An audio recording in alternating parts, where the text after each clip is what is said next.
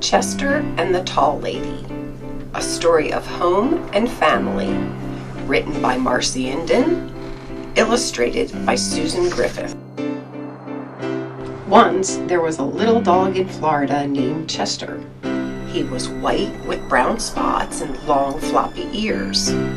One of his ears was brown, the other was white. His little nub of a tail wagged whenever he was happy, and he was happy most of the time. He was especially happy when he was playing outside in his yard. There were so many bugs and lizards, he just loved chasing them. They usually got away, but that was okay. It was the thrill of the hunt that mattered most to him. Chester had a loving family. They had taken him in as a puppy. He had plenty of food and treats to eat. He learned some tricks too. He could sit and give you his paw. He loved rolling over and getting his belly rubbed.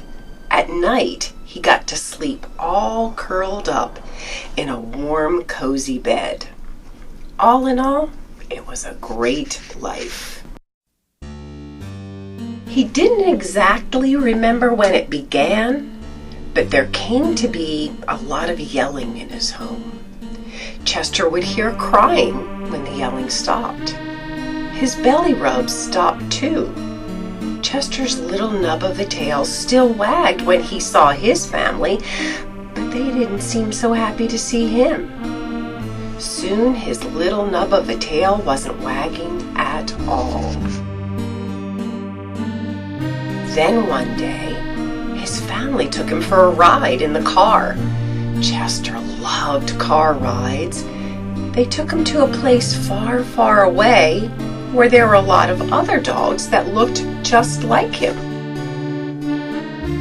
Oh, cool, he thought. I'm getting lots of playmates. We can all hunt lizards together. As Chester began to hunt lizards, some of the other dogs weren't being so nice. They were biting his long floppy ears. They trapped him sometimes, not letting him move and letting the lizards get away.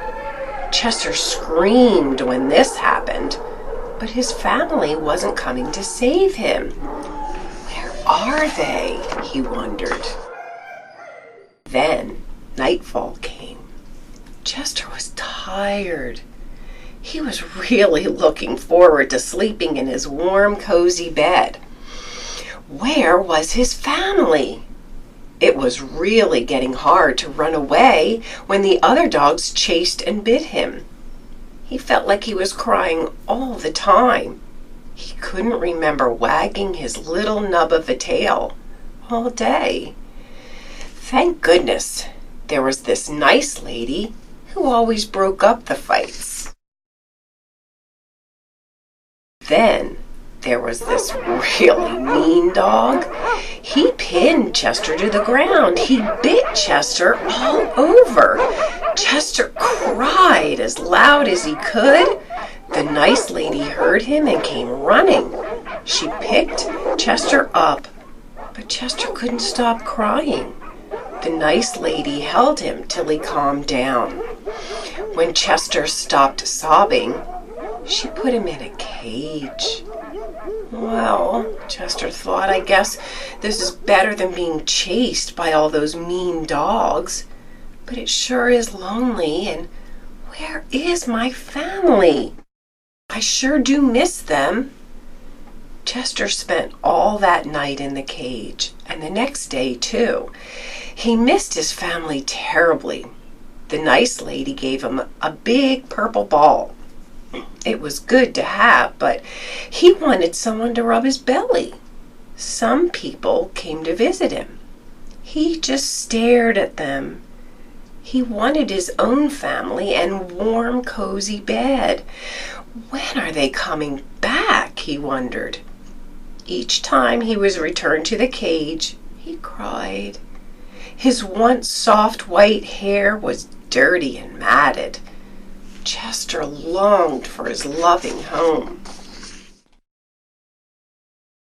Then one day, After some different people came to see Chester, and he was once again returned to the small box that had become his sanctuary, he noticed that the nice lady hadn't secured the lock on the cage. Chester thought this development was curious, but he was so sad that he just closed his eyes and dreamed once again about his old life of happiness and chasing lizards. Dusk came. Everyone was tucked in safe and sound for the night. The only sounds to be heard were the chirping of crickets and the gulping of frogs. On this particular night, Chester suddenly became aware of a familiar sound bleeding through the normal night sounds. He recognized it as music. That was something he heard a lot in his old life. Since his cage door had never been latched, he gently nosed it open and carefully leapt to the cold cement floor. With his keen ears, he quietly followed the haunting melody. As he got closer, he saw a man with curly black hair playing music on the guitar while singing lightly. Intrigued, Chester kept getting ever closer until the man saw him from the corner of his eye, sitting and listening. From this close-up, Chester could see that the man, who was sitting in a comfy chair under a dimly lit light bulb, had bright blue eyes. Those eyes were laced with kindness. I wish I could stay here forever and listen to this man play his guitar melodies, Chester thought. Well, hello there, the man said to Chester. Where'd you come from? Are you from the place next door with all the cocker spaniels? He asked. You must be lost, the blue-eyed, curly-haired man continued. Let me take you back. I know the nice lady that runs that place. Guess it'll have to wait until morning, though. In the meantime, you sleep here while I play some more.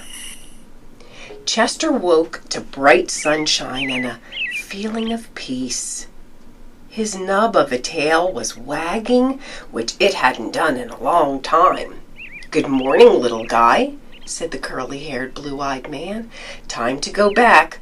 I'm sure somebody's worried about you.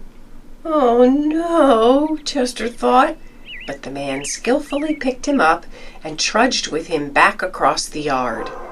Is this one of yours? The man asked the nice lady.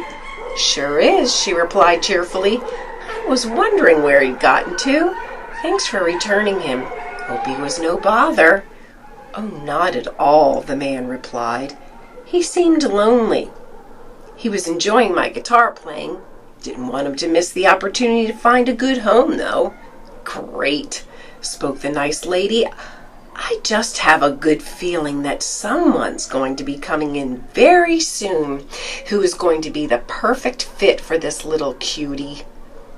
Good luck, the blue-eyed, curly-haired man called as he walked back to his home. Chester felt so disappointed as the nice lady put him back in his protective cage, making sure to latch the door firmly closed.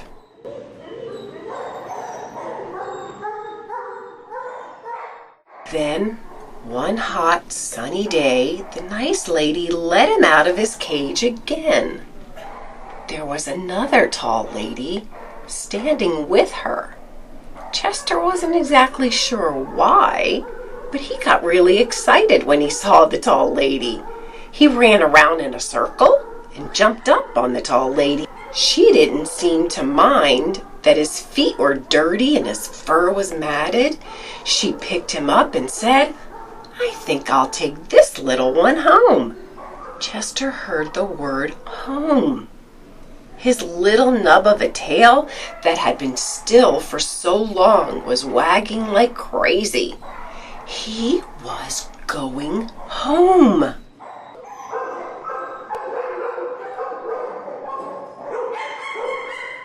The nice lady put him in a tub filled with nice, warm bubbles. She scrubbed his fur.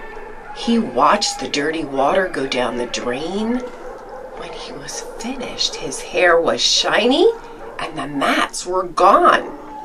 His little nub of a tail was wagging. The tall lady put him in a car. He loved riding in a car. They took a long ride. When they stopped, Chester was confused. He thought he was going home, but this was a different place. It was bright and sunny, but it wasn't the home he remembered. Wait a minute. What was that outside the window? Lizards? Wow! Could it be that this place was better than the home he remembered? The tall lady said to Chester, "This is your new home, and I'm your new mommy." Chester liked the sound of that. He was going to love his new mommy forever. His little nub of a tail wagged at the speed of light as he kissed her face. His new home was the best.